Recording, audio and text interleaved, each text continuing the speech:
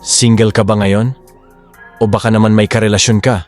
Pero pakiramdam mo, parang ikaw na lang ang gumagawa ng paraan para manatili kayong malapit. Yung tipong kahit anong effort, parang wala ng epekto. Tahimik siya, malamig. At ikaw? Nalilito. Gusto mong malaman paano ulit siya mapapatingin sa'yo? Paano mo siya mapapalambing ulit? Nang hindi ka nagmakaawa. Nandito ka sa tamang video. Dahil sa susunod na ilang minuto, ibabahagi ko sa'yo, hindi lang theory, kundi real moves na ginawa ko. Tahimik, malinis, walang drama, pero solid ang epekto. Aral mula sa Stoicism, ang iyong master.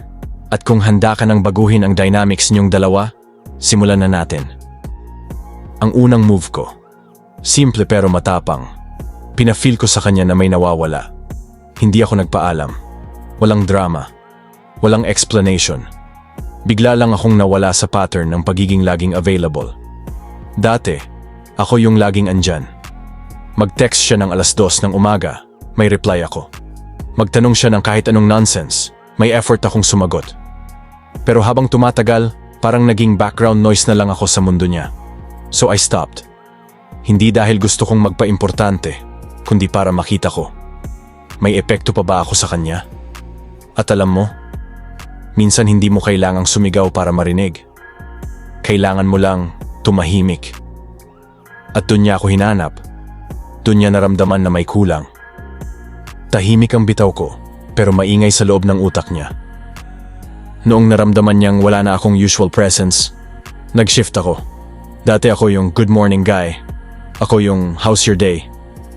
Ngayon, wala. Chill lang. Hindi cold, pero hindi na needy. Wala nang pa-sweet messages, wala nang pressure. At doon siya na-intriga.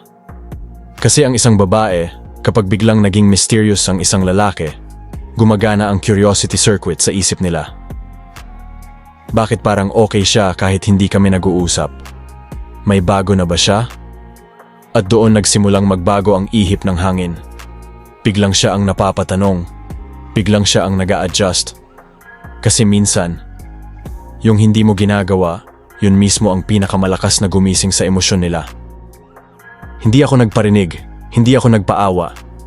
Ang ginawa ko, nag-post lang ako. Happy moments. Wala siya. Wala akong sinabi. Wala akong pinatamaan. Pero ramdam niya, masaya ako kahit wala siya. Yung simpleng soft flex ng buhay ko. Coffee with friends, gym progress, bagong lugar. Lahat yon may dalang silent message. I'm moving forward, and I don't need your validation. At guess what? Hindi ko pa tinatapos yung caption, may like na galing sa kanya. May message na, kamusta ka na? Boom. Hindi dahil pinilit ko, kundi dahil nakita niyang, hindi ko na siya kailangan para maging masaya. Nung naging sweet siya ulit, hindi ko agad sinuklian. Hindi dahil galit ako, kundi dahil may boundaries ako. Kung every time na magparamdam siya bibigay agad ako, paano niya mararamdaman ang tunay kong halaga? Minsan, ang pinaka-seductive na move ay yung hindi ka available agad. Nagiging challenge ka. At alam naman natin, ang babae, mas naa-attract sa lalaking hindi nila ganap na hawak. Hindi ko sinabi kung bakit ako nag-iba. Hindi ko in-explain kung bakit hindi ako gaya ng dati. At yan ang naging alas ko. Kasi habang tahimik ako, lalo siyang naging curious. Hindi ko siya ginulo, pero siya ang laging nag-aabang. Yung silence ko, mas malakas pa sa kahit anong speech. Kasi mystery triggers attention. At attention, yan ang simula ng attraction. Binitiwan ko ang dating ako. Yung laging available, laging ready. Ngayon, may sarili akong mundo. At nung nawala yun sa kanya, biglang siya ang naghahanap. Naisip niya, bakit parang iba na siya? At doon niya na-realize, hindi ako laging nandyan. At hindi ako dapat sayangin. Kasi minsan, kailangan mo lang lumayo para makita ka. Hindi ako nagmakaawa. Hindi ako nag-emote. Tahimik lang akong nagsabi, kung ayaw mo, hindi ko ipipilit. Boom. Walang drama. Walang guilt trip. Pero ramdam niyang seryoso ako. At dun siya natakot.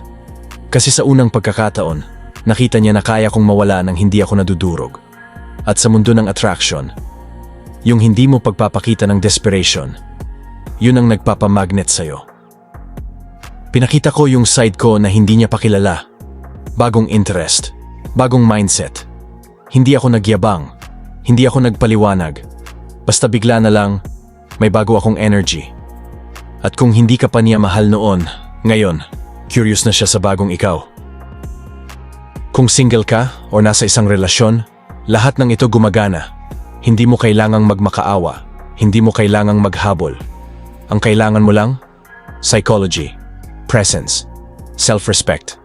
At kung may natutunan ka sa video na to, like mo na.